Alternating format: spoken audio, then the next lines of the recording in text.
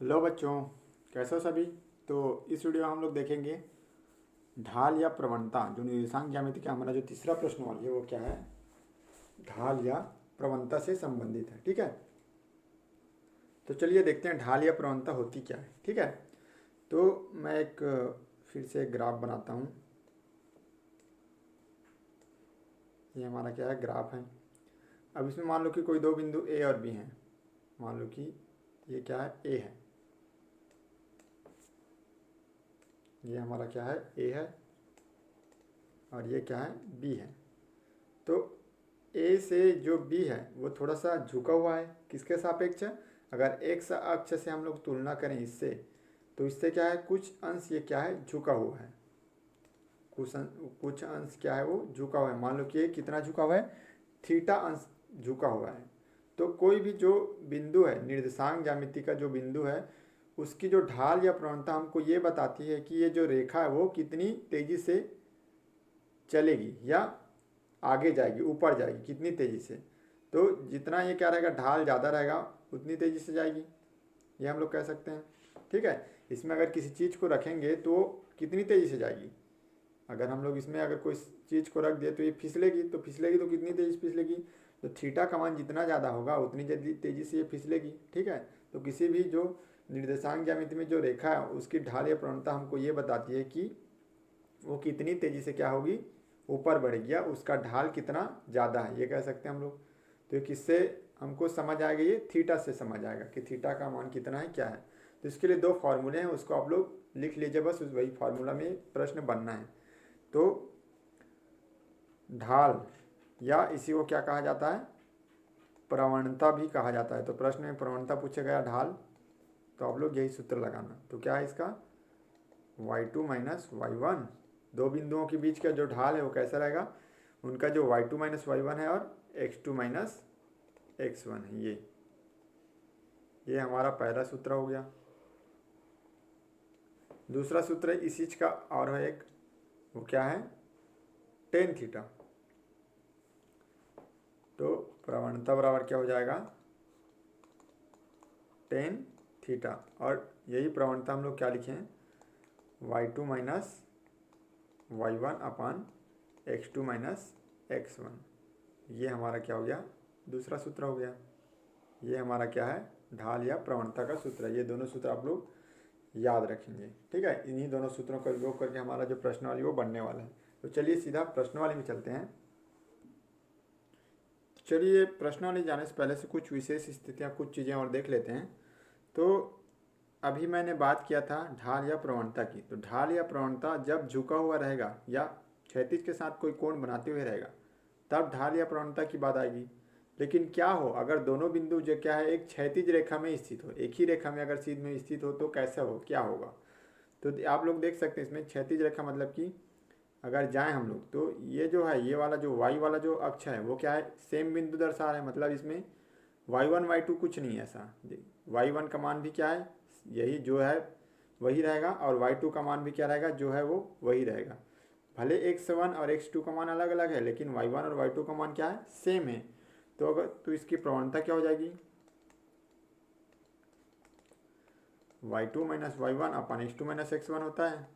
लेकिन y1 और y2 का मान तो सेम है, तो ऊपर में क्या आ जाएगा, जीरो आ जाएगा। और जीरो को किसी भी संख्या से भाग दें, उसका मान क्या होता है, जीरो।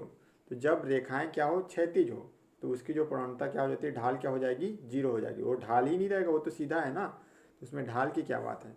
तो क्या हो जाएगा, हमारा जीरो हो जाएगा। वैसे ही जब जो अंतराल है, जो दो बिंदु है वो क्या है, खड़ी हो, ऊर्ध्वाधर हो, तो ऊर्ध्वाधर हो तो जो हमारा x1 और x2 है उसका मान क्या रहेगा, सेम रहेगा। जबकि जो y1 है और y2 है उसका मान क्या रहेगा, अलग अलग रहेगा। तो फिर हमारा जो फिर से वही प्रवणता के सूत्र में रखेंगे तो कैसे हो जाएगा, प्रवणता बराबर क्या हो जाएगा, फिर से y2 माइनस y1 क्या है हमारा, अलग अलग है, तो ये मान रह सकता है। लेकिन x2 माइनस x1 क्या है, सेम है, तो नीचे जीरो आ गया। अब किसी भी संख्या को जीरो से भाग देंगे तो जो भी मान आता है वो क्या रहता है, हमारा अनिर्धारित रहता है। निर्धारित नहीं कर सकते हम लोग, अनिर्धारित या अनंत बोल देते हैं, लेकिन अनिर्धारित रहता है, उसको हम लोग बता नहीं सकते। तो इसकी भी जो प्रवणता क्या होगी, हमारी अनिर्धारित ही होगी। अनिर्धारित। क्यों होगा? क्योंकि इसके जो हर में क्या आ रहा है, शून्य आ रहा है। क्यों शून्य आ रहा है? क्योंकि ये जो x1 और x2 दोनों का मान क्या है, सेम है, इसलिए दोनों आपस में माइनस होकर के जीरो हो जाएंगे। जबकि यहाँ y2 माइनस y1 जीरो था, इसलिए प्रवणता जीरो हो गई थी। लेकिन यहाँ क्या है, सेम है, इसलिए हम लोग इसकी प्रवणता को नहीं बता सकते, अनिर्धारित है। ठीक है, तो ये खालिस्तान वगैरह में यहाँ स्टेटमेंट के रूप में पूछा जाता है, तो इसको भी आप लोग नोट कर लीजिए। चलिए, तो हमारा जो अगला इसी का जो आगे का टॉपिक है वो क्या है, एक अंतःखंड है। ठीक है, तो अंतःखंड क्या होता है, तो इसको मैंने यहाँ पे लिख दिया है। तो जो कोई रेखा जो है वो, चलिए तो देखते हैं हमारा अगला टॉपिक अंतःखंड। तो अंतःखंड क्या होता है, इसको मैंने यहाँ पे लिख दिया है। कोई रेखा जो है वो एक्स अक्ष को जिस बिंदु पर काटती है, उस बिंदु की मूल बिंदु से दूरी क्या कहलाती है, एक्स अंतःखंड कहलाती है। और वाई को भी पढ़ देता हूँ, उसके बाद मैं समझाता हूँ ये है क्या। कोई रेखा जो है वाई अक्ष को जिस बिंदु पर काटती है, उस बिंदु की मूल बिंदु से दूरी क्या कहलाती है, वाई अंतःखंड कहलाती है। मान लो कि मैंने एक ग्राफ बना दिया, ये क्या हो गया मेरा, वाई अक्ष और ये एक्स अक्ष हो गया। ठीक है, अब मान लो कि इन दोनों अक्षों को कोई रेखा काट रही है, ये रेखा है। ठीक है, तो ये वाई अक्ष पे यहाँ पे काट दिया, काटा कि नहीं काटा, वहाँ पे काटा। एक्स अक्ष यहाँ पे काटा, वाई यहाँ पे काटा। ठीक है, तो जहाँ पे काटा है उसकी मूल बिंदु, ये मूल बिंदु क्या है, ये 0 0 है, यहाँ से दूरी ही क्या कहलाता है, वाई अक्ष का अंतःखंड या वाई अंतःखंड कहलाएगा।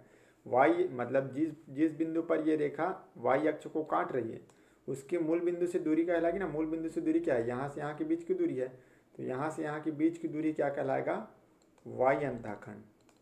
ये क्या कहलाएगा मेरा, वाई अंतःखंड।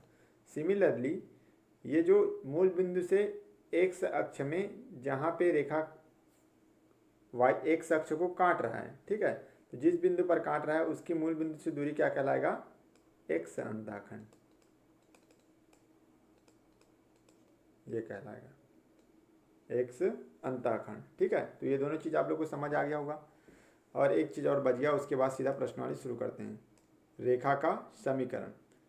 तो उसको मैं नेक्स्ट स्लाइड में बताता हूँ। तो रेखा का समीकरण क्या है हमारा,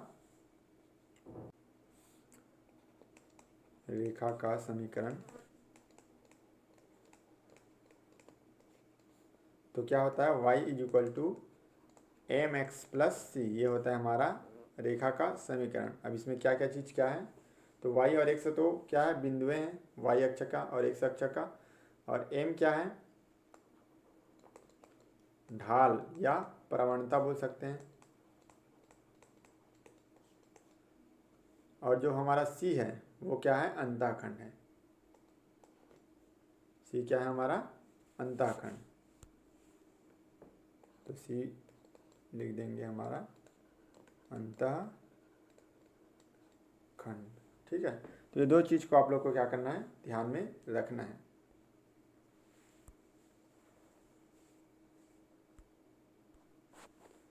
और ये जो समीकरण है वो क्या है, y बराबर एम एक्स प्लस सी है। तो ये जो c है वो किसका अंतःखंड है, तो ये y अक्ष से अंतःखंड है। ठीक है, y अक्ष से है जो अंतःखंड है। वो पूछेगा ना c किस अक्ष पर अंतःखंड है, तो किस अक्ष पर है, ये y अक्ष पर है। ठीक है, इसको भी आप लोग ध्यान में रखिएगा। तो चलिए अब सीधा प्रश्नावली में चलते हैं। तो हमारा जो पहला प्रश्न है वो क्या है कि दिए गए आलेख में अंतराल की ढाल या प्रवणता ज्ञात कीजिए, पूछा हमको। ठीक है, तो इसमें बहुत सारा दिया, मैं दो प्रश्नों को आप लोगों को बताऊंगा, बाकी आप लोग खुद से बनाएंगे इसको समझ करके। ठीक है, तो मैंने ढाल या प्रवणता का सूत्र क्या बताया,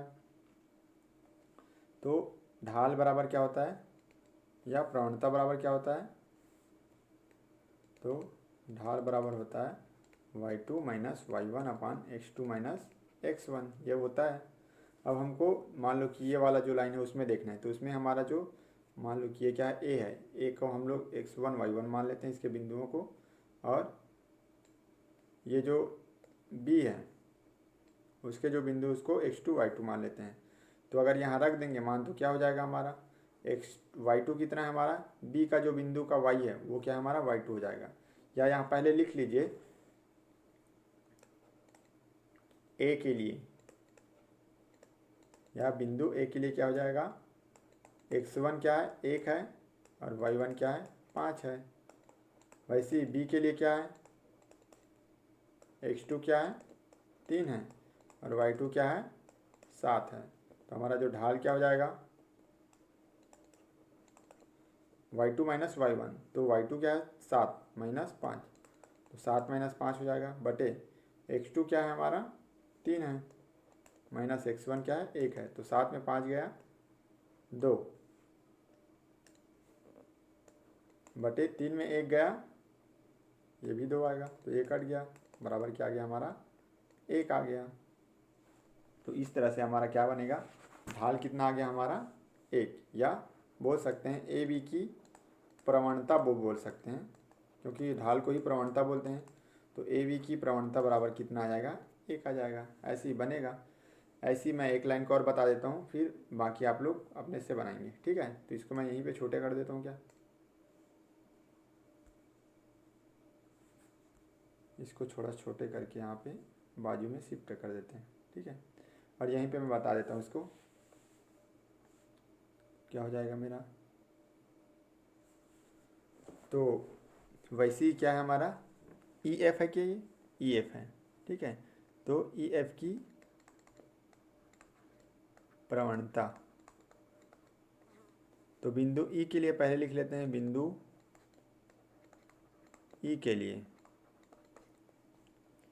x1 क्या है हमारा 1, y1 क्या है 3 है, यहाँ देखिए ये और ये।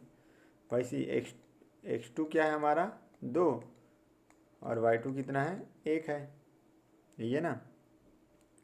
तो हमारा ई एफ की प्रवणता क्या हो जाएगी, कि प्रवणता बराबर फिर वही सूत्र आ जाएगा, y2 माइनस y1 अपान x2 माइनस x1। y2 कितना है 1 माइनस 2 अपान 1 माइनस 3 हो जाएगा, 1 माइनस 1 माइनस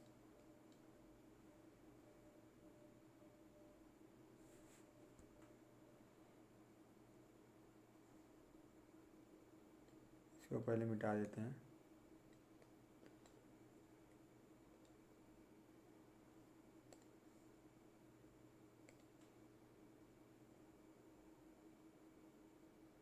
ये मिट गया। अब लेते हैं हम लोग पेंसिल जल्दी से।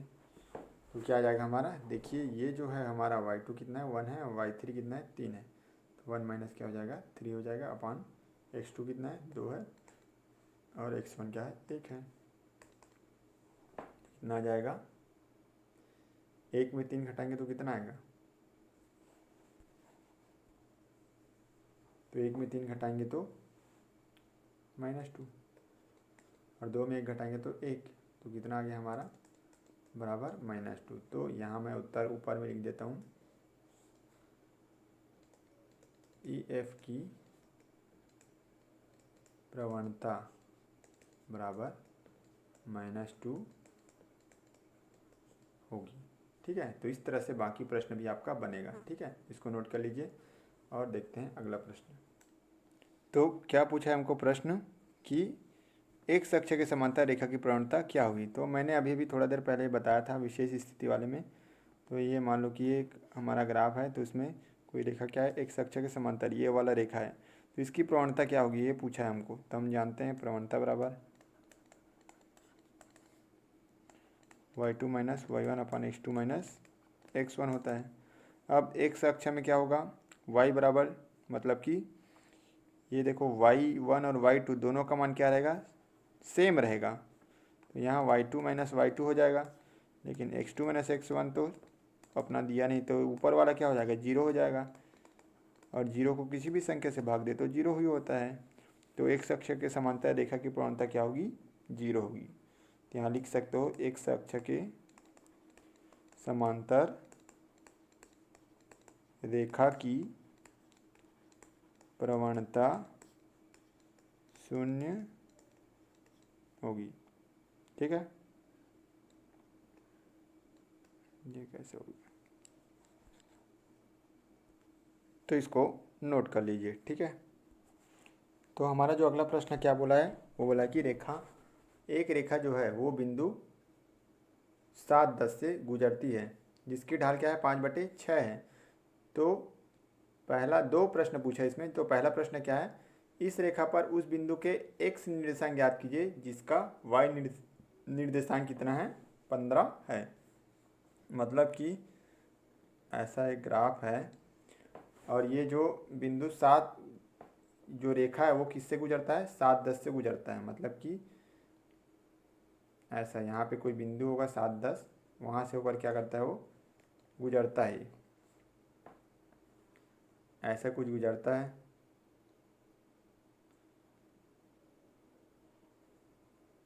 ऐसे, ठीक है।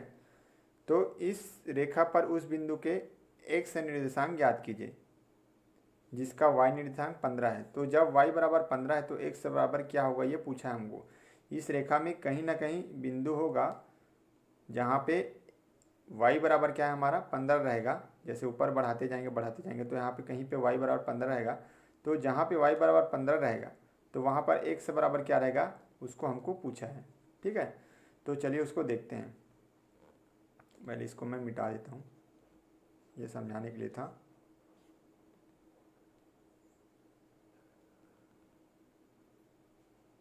ये मिट गया। तो कैसे बनेगा, तो पहले तो दिया है उसको पहले लिख लेते हैं। एक रेखा बिंदु 7-10 से गुजरती है। तो यहाँ मैं मान लेता हूँ सीधा x2 क्या मान लेता हूँ, 7, और y2 क्या मान लेता हूँ, 10, ठीक है। इसकी जो ढाल है वो कितनी दी गई है, 5/6। अब क्या बोला है, x का निर्देशांक ज्ञात करना है। तो हमको x1 बराबर क्या दिया है, x दिया है, और x2 बराबर क्या दिया है, ज्ञात नहीं इसलिए मैं यहाँ x लिख दिया। और सॉरी ये x2, हाँ x1 दिया है और y1 है, y2 लिख दिया था मैं, x2 लिख दिया था, ये y1 है। तो y1 का निर्देशांक क्या हो जाएगा हमारा, 15 हो जाएगा। तो हम लोग जानते हैं ढाल बराबर क्या होता है, ढाल या प्रवणता बराबर y2 माइनस y1 अपान x2 माइनस x1 होता है। तो रख दो इसमें मान। तो ढाल हमारा दिया है कितना, 5/6, यहाँ 5/6 आ जाएगा। y2 कितना दिया है हमारा, 10 ऋण y1 15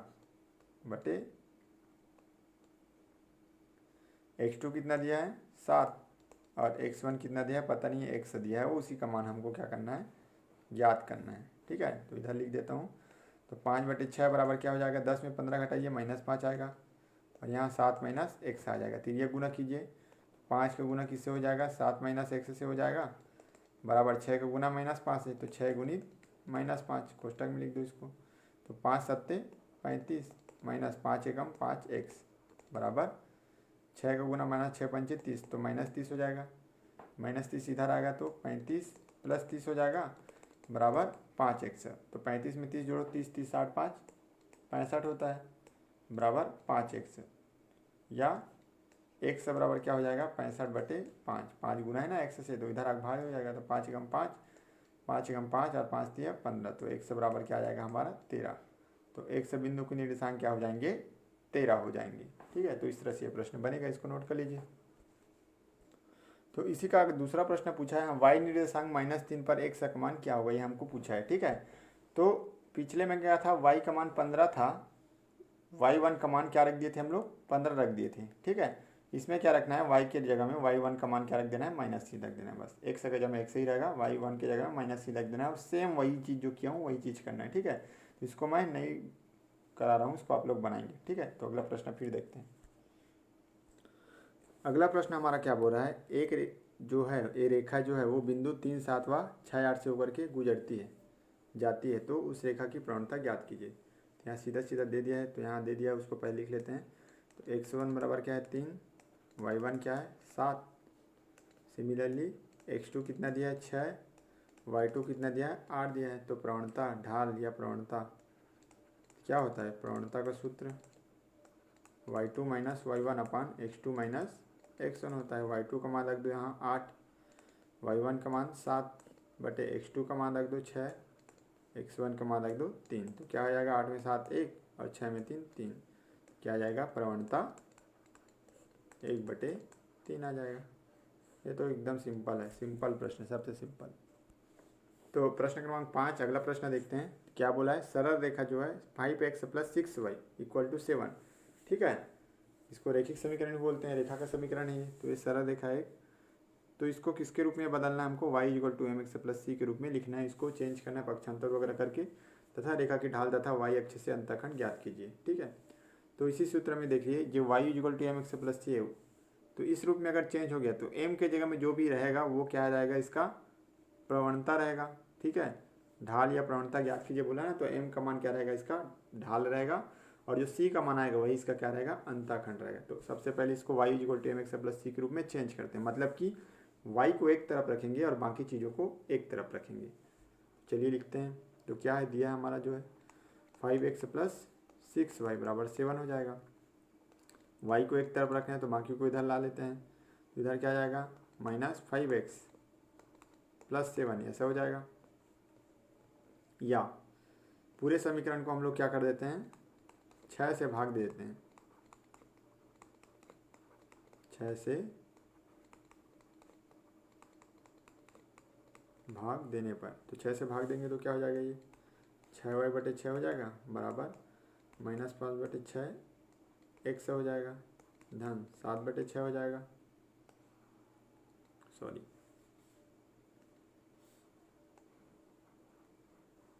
ऐसा हो जाएगा। तो क्या हो जाएगा, ये 6 और 6 कट के क्या आ जाएगा हमारा y आ जाएगा। तो y बराबर क्या आ जाएगा -5/6 x हो जाएगा, प्लस ये 7/6 हो जाएगा।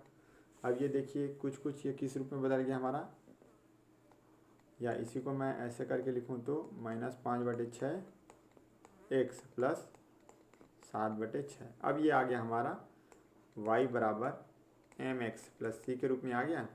यही क्या है इसका, y = mx + c का एक रूप है, हम लोग बोल सकते हैं। अब इसे तुलना कीजिए, अंतःखंड निकालने बोला है ना, और प्रवणता निकालने बोला है। तो प्रवणता क्या हो जाएगी, तो प्रवणता क्या हमारा m बराबर, m की जगह में यहाँ क्या है -5/6 है, तो -5/6 हो जाएगा। और जो अंतःखंड है जो c है, c की जगह में क्या है इसमें 7/6 है, तो ये क्या हो जाएगा हमारा अंतःखंड। तो इसी को निकालने के लिए पूछा है, बोला है, ठीक है। तो इसको ऐसे बनाना है, इसको नोट कर लीजिए। तो हमारा जो अगला प्रश्न है वो क्या है, प्रश्न क्रमांक 6। तो उस सरल रेखा का समीकरण ज्ञात कीजिए जो y अक्ष से 3 माप का अंतःखंड काटती है, मतलब कि अंतःखंड कितना दिया है, 3 दिया है, और जिसकी प्रवणता क्या है 5/4 है। तो सरल रेखा का समीकरण ज्ञात करते हैं। तो हम जानते हैं उस सरल रेखा का समीकरण जो y अक्ष पर अंतःखंड काटते हुए बनती है, तो क्या है mx + c है, हम जानते हैं ये क्या है, सरल रेखा का समीकरण है, जहाँ c क्या है, y अक्ष से अंतःखंड है, यही है।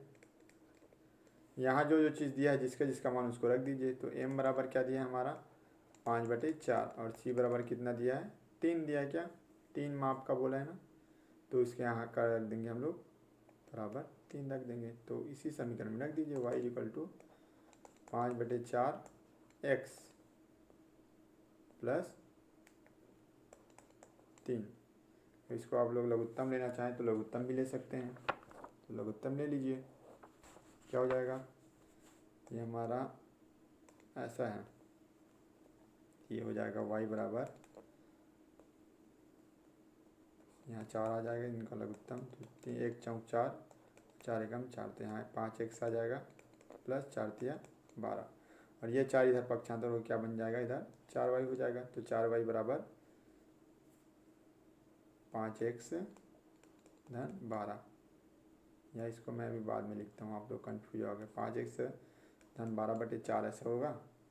अब पक्षांतर कर देती है, भाग 4 नीचे में, ऊपर जाके क्या हो जाएगा 4y हो जाएगा बराबर 5x धन 12, या सबको इधर ला लेते हैं तो 5×4y -5x -12, या फिर उधर रखना चाहो तो आप लोग उधर भी रख सकते हो।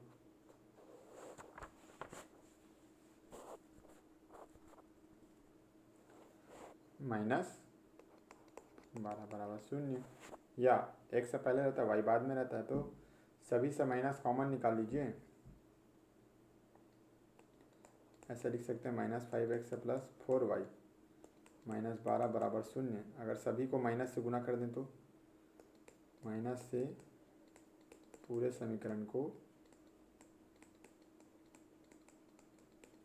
गुना करने पर क्या हो जाएगा, माइनस से गुना कर देंगे तो क्या होगा, -5x से क्या हो जाएगा, +5x हो जाएगा, +4y क्या हो जाएगा, -4y हो जाएगा, -12 क्या हो जाएगा, +12 हो जाएगा, बराबर क्या हो जाएगा 0। तो ये हमारा क्या बन जाएगा, समीकरण बन जाएगा। ठीक है, इसको ऐसे बनाना है, इसको नोट कर लीजिए। तो अब देखते हैं इस प्रश्नावली का लास्ट प्रश्न है, इस पार्ट का लास्ट प्रश्न है। प्रश्न क्रमांक 7वां, 8वां और 9वां को मैंने छोड़ दिया है, वो ऊपर जो प्रश्न बताएं उन्हीं के आधार पर बनेगा। तो आप लोग उसको ट्राई करेंगे, बना करके देखेंगे, नहीं बनेगा तो मुझे बताएंगे कमेंट में। तो चलिए इसको देखते हैं। प्रश्न क्रमांक 10वां क्या बोला है, मूल बिंदु से होकर जाने वाली उस सरल रेखा की प्रवणता ज्ञात कीजिए जो बिंदु 2, 3 से भी होकर जाती है। मतलब कि यहाँ में दो बिंदु क्या क्या चीज़ दिया गया है, ऐसा टाइप से एक वो है जो कहाँ से होकर के जा रहा है, मूल बिंदु से भी होकर जा रहा है, यहाँ पे ऐसा होकर के जा रहा है, तो मूल बिंदु से भी होकर के जा रहा है। ठीक है, और यही जो रेखा है वो 2, 3 से भी होकर कर, तो यहाँ मान लो कि कोई बिंदु है 2, 3, तो उससे भी होकर के क्या हो रहा है, गुजर रहा है ये। तो मूल बिंदु से भी होकर के जा रहा है और 2, 3 से भी होकर के गुजर रहा है।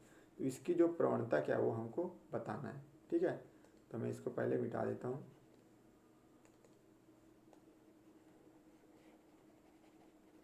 फटाफट मिटाते हैं, फिर बनाता हूँ। चलिए, ये हो गया हमारा। तो पहले जो चीज़ दिया है उसको लिख लेते हैं। तो मूल बिंदु का निर्देशांक क्या होता है, सभी जानते होंगे, 0, 0 होता है। ठीक है, मूल बिंदु में 0 होता है, x भी 0 है, y भी 0 होता है। और एक और बिंदु दिया है, ठीक है, तो वो क्या है हमारा, तो यहाँ मैं लिख देता हूँ x1 बराबर 0, y1 बराबर भी 0।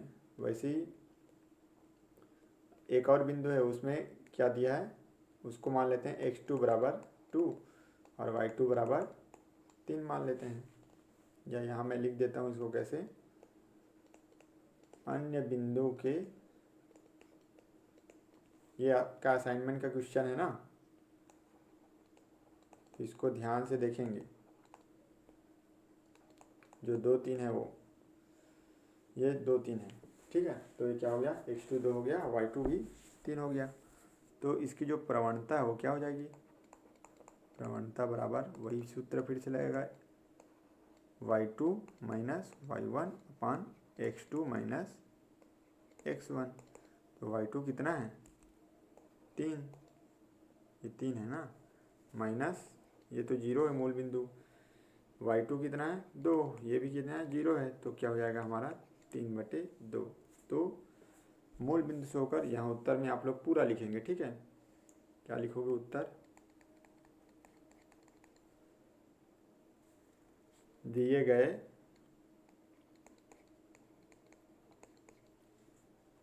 सरल रेखा की प्रवणता 3/2 होगी। ऐसा करके आपको पूरा उत्तर लिखना है अच्छे से। ठीक है, तो ये पार्ट यहाँ पे ख़त्म होता है। अगले वीडियो में मैं अगला पार्ट का जो बचा हुआ है वो कल तक करके आप लोग को दे देता हूँ। ठीक है, फिर आप लोग का असाइनमेंट का भी प्रश्न हो जाएगा। एक ही प्रश्न बचा, अभी तक के जो जितने वीडियो बनाए उसमें असाइनमेंट का आपका क्वेश्चन भी कंप्लीट हो चुका है। आप लोग को बस ढूंढना है और लिखना है। Thank you.